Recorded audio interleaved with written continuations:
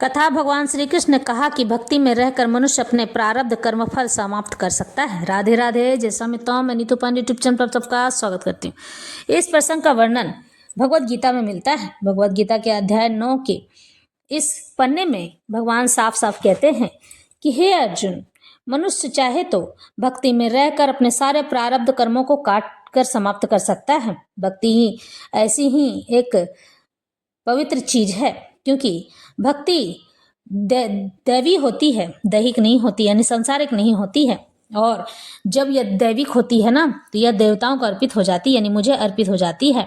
इस भक्ति से मनुष्य अपने सारे पाप कर्म समाप्त कर सकता है पिछले जन्म के, और आने वाले समय की नई बुनियाद की नींव रख सकता है।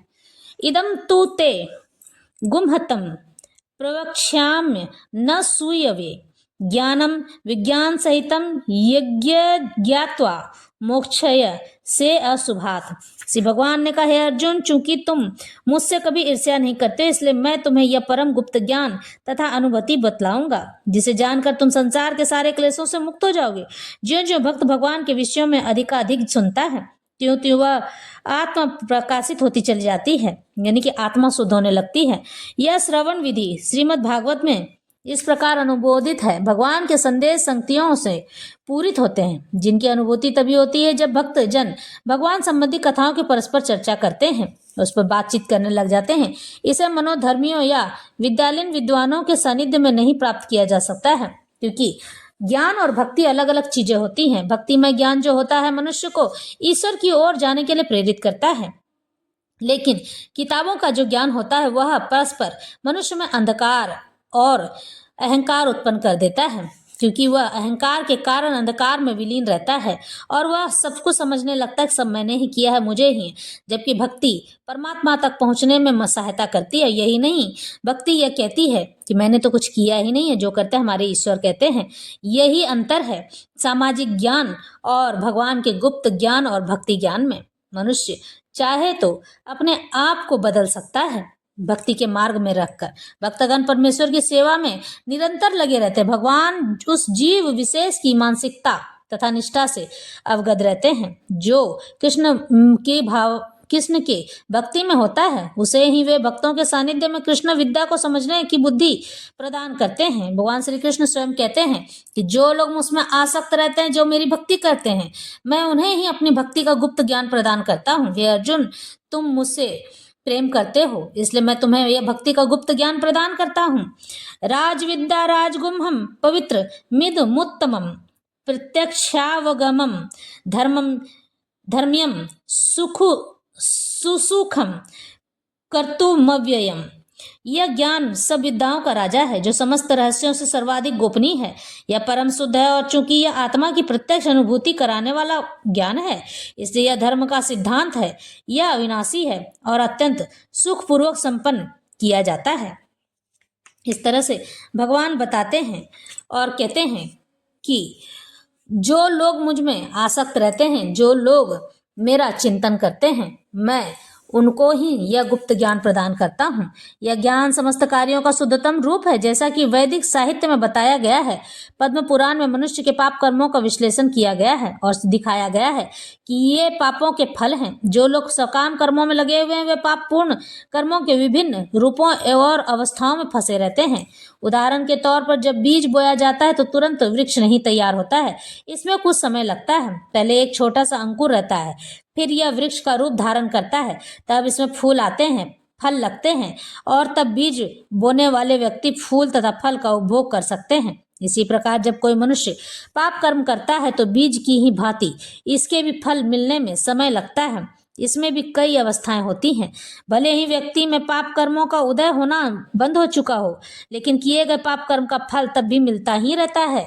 कुछ पाप तब भी बीज रूप में बचे रह जाते हैं, कुछ फलीभूत हो चुके होते हैं, जिन्हें हम दुख तथा वेदना के रूप में अनुभव करते हैं। जैसा कि 7वें अध्याय के 28वें श्लोक में बताया गया है, जो व्यक्ति समस्त पाप कर्मों के फलों का अंत करके भौतिक जगत के द्वंद्वों से मुक्त हो जाता है, वह भगवान कृष्ण की भक्ति में लग जाता है। दूसरे शब्दों में, जो लोग भगवत भक्ति में लगे हुए हैं, वे समस्त कर्म फलों बंधनों में पहले से मुक्त हुए रहते हैं। इस कथन की पुष्टि पद्म पुराण में की गई है। अप्रारब्ध फलम पापम कूटम बीजम फलोन्मुखम क्रमेणैव पलीयेत विष्णु भक्तिर तात्मनाम। जो लोग भगवत भक्ति में रत रहते हैं उनके सारे पाप कर्म चाहे फलीभूत हो चुके हों, सामान्य हो या बीज रूप में हो, क्रमशः नष्ट हो जाते हैं। इसलिए भक्ति की शुद्धिकारिणी शक्ति अत्यंत प्रबल है और पवित्र उत्तम अर्थात विशुद्धतम कहलाती है। यानी कि मनुष्य अपने प्रारब्ध कर्म को भी समाप्त है। यह श्लोक बताता है कि जो लोग प्रारब्ध में फंसे हैं, भगवान की भक्ति करने पर उनके प्रारब्ध भी कट जाते हैं। उत्तम का तात्पर्य दिव्य है, तमस का अर्थ यह भौतिक जगत का अंधकार है और उत्तम का अर्थ भौतिक कार्यों में से परे हुआ। भक्तिमय कार्यों को कभी भी भौतिक नहीं मानना चाहिए, क्योंकि सांसारिक भक्ति नहीं होती है। भक्ति हमेशा दैविक होती है, जो देवताओं के पास पहुंचती है। यद्यपि कभी कभी ऐसा प्रतीत होता है कि भक्त भी सामान्य जनों की भांति रत रहते हैं। जो व्यक्ति भक्ति से अवगत होता है वही जान सकता है कि भक्तिमय कार्य भौतिक नहीं होते हैं, वे आध्यात्मिक होते हैं, यानी कि दैविक, और प्रकृति के गुणों से सर्वथा प्रदूषित होते हैं।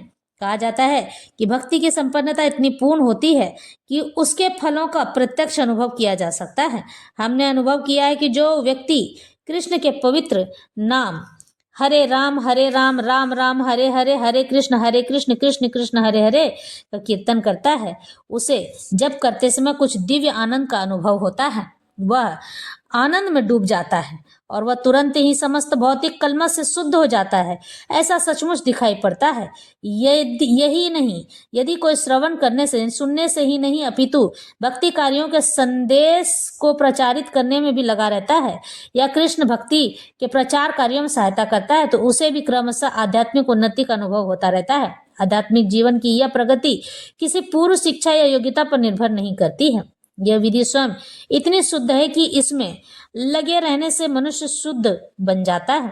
वेदांत सूत्र में कहा गया है कि इसका वर्णन प्रकाशस्य कर्मण्यभ्यासात् के रूप में हुआ है, जिसका अर्थ है कि भक्ति इतनी समर्थ है कि भक्ति कार्यों में रत होने वाले मात्र से बिना किसी संदेह के प्रकाश प्राप्त हो जाता है। इसका उदाहरण नारद जी के पूर्व जन्म में देखा जा सकता है, जो पहले दासी के पुत्र थे। वे न तो शिक्षित थे और न ही राजकुल में उत्पन्न हुए थे, किंतु जब उनकी माता भक्तों की सेवा किया करती थी, नारद भी सेवा किया करते थे और कभी कभी माता की अनुपस्थिति में भक्तों की सेवा स्वयं करते रहते थे। नारद जी स्वयं कहते हैं, उच्चिष्ट लेपाननु मोदितो द्विजः सत्कृत्स्म भुज्ये तदत्पास्त किल्विषः एवं प्रवृत्तस्य विशुद्ध चेतस स्तधर्म एवात्म रुचि प्रजापति। श्रीमद् भागवत के श्लोक में नारद जी अपने शिष्य व्यासदेव से अपने पूर्व जन्म का वर्णन करते हैं। वे कहते हैं कि पूर्व जन्म में बाल्यकाल में वे चतुर्मास में शुद्ध भक्तों भगवती की सेवा किया करते थे, जिससे उन्हें उनकी संगति प्राप्त हुई। कभी कभी वे ऋषि अपनी थालियों में उच्छिष्ट भोजन छोड़ दिया करते थे, जूठन भोजन, और यह बालक थालियां धोते समय उच्छिष्ट भोजन का चखना चाहता था। अतः उसने उन ऋषियों से अनुमति मांगी और जब उन्होंने अनुमति दे दी तो बालक नारद उस उच्छिष्ट जूठे भोजन को खाता था। फलस्वरूप वह अपने समस्त पाप कर्मों से मुक्त हो गया। ज्यों ज्यों वह उच्छिष्ट खाता यानी जूठा भोजन खाता रहा, त्यों त्यों वह ऋषियों के समान शुद्ध हृदय वाला बनता चला गया। चूंकि वे भगवान की भक्ति का आस्वाद श्रवण तथा कीर्तन द्वारा करते थे, इसलिए नारद ने भी क्रमशः वैसी रुचि विकसित कर ली। नारद इस तरह से